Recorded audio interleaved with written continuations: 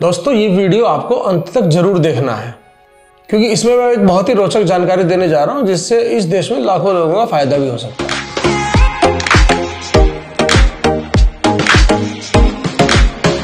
साथ ही साथ इस पूरे कंटेस्ट को समझने के लिए एक छोटी सी आपको स्टोरी समझनी भी जरूरी है। दरअसल जो बेनामी ट्रांजैक्शन प्रोहिबिशन एक्ट 2016 है, इनिशियली ये 1988 में जो है ये बेनामी प्रॉपर्टी ट्रांजैक्शन एक्ट 1988 के नाम से ये एक्ट इनिशियली बनाया गया था, लेकिन इसके ऊपर बहुत इसको तवज्जो नहीं दी गई अथॉरिटीज के द्वारा और इसको बहुत समय तक ऑब्सोल्यूट रखा गया, इसका बहुत यूज नहीं हुआ ये कह लीजिए इस देश में। लेकिन जो इसका जो प्रारंभिक स्वरूप था उसमें सेक्शन 3 जो था वो बहुत ही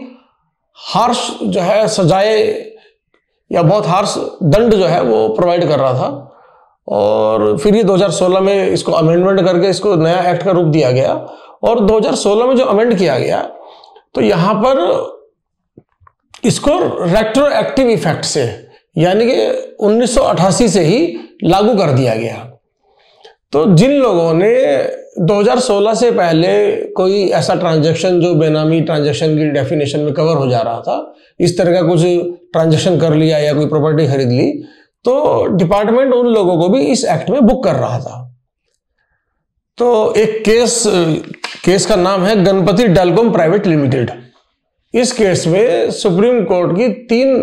जजों की बेंच में, जिसमें जो उसको जो हेड कर रहे थे वो तब के चीफ जस्टिस एनवी रमन्ना, वो उसको हेड कर रहे थे। तो उन्होंने इसके ऊपर कंसिडरेशन लिया उस बेंच ने, और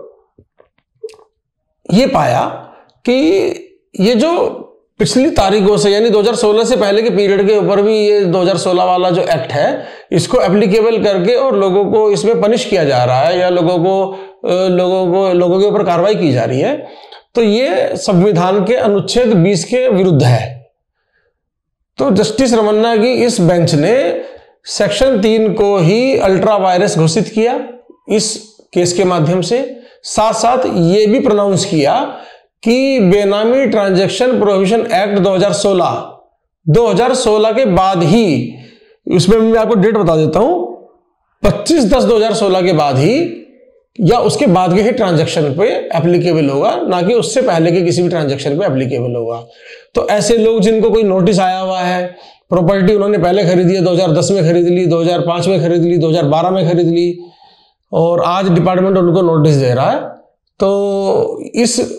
जजमेंट की कॉपी मैं डिस्क्रिप्शन में भी डालने वाला हूं, आप वहां से ले सकते हैं। और इस जजमेंट के माध्यम से वो सारी कार्रवाइयों को रिवोक करना पड़ेगा डिपार्टमेंट को, क्रैश हो गई सारी कार्रवाई। तो अगर कोई ऐसा केस कहीं पे है किसी का आप में से, तो आप इस जजमेंट को कोट कर सकते हैं और आप उस कार्रवाई से अपनी मुक्ति प्राप्त कर सकते हैं पूरी तरह से। तो इसका आप लाभ उठाइए इस जजमेंट का। और अगर आपको किसी और सब्जेक्ट पे इसी तरह की कोई जानकारी चाहिए तो आप कमेंट में करके मुझे बताइए, क्योंकि आप लोगों के कमेंट से मुझे थोड़ा आइडिया लगेगा कि आप किस सब्जेक्ट पे बात करना चाह रहे हैं, किस सब्जेक्ट पे आप समझना चाह रहे हैं चीज़ों को। और अगर आपको इस तरह की जानकारी या इस तरह की चीज़ें आपको जो मैं आपको बताने की कोशिश कर रहा हूँ, कन्वे करने की, अगर आपको समझ में आती है, अच्छी लगती है, समझ में आने का मतलब ये नहीं कि आप समझदार नहीं है, समझ में आने का मतलब है कि आपको मेरी बात जो है वो कन्विंसिंग लगती है, तो आप प्लीज़ मेरे चैनल को सब्सक्राइब कर दीजिए, इस वीडियो को ज़्यादा से ज़्यादा शेयर कीजिए, लाइक कीजिए, क्योंकि जब तक आप ऐसा नहीं करेंगे तो मेरे को जो है मज़ा नहीं आएगा। तो प्लीज़ आप इसको यूज़ भी करें और थोड़ा सा मेरी भी हिम्मत बढ़ाते चलें। Thank you very much.